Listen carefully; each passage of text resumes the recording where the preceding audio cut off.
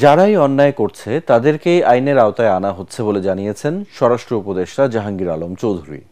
সকালে সিলেটের এয়ারপোর্ট থানা পরিদর্শনকালে তিনি বলেন, দেশের আইন শৃঙ্খলা পরিস্থিতি আগের চেয়ে অনেক ভালো হয়েছে।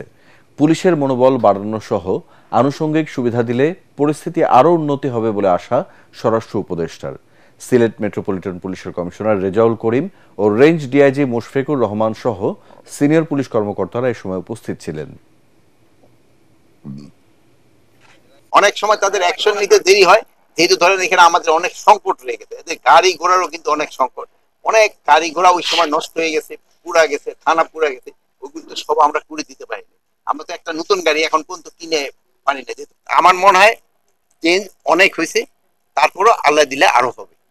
দেখেন এই রোজার সময় আইন শৃঙ্খলা পরিস্থিতি যে যাই বলুক না, আগের থেকে অনেক উন্নতি হয়েছে। আইন যেন কেউ নিজের হাতে তুলে না।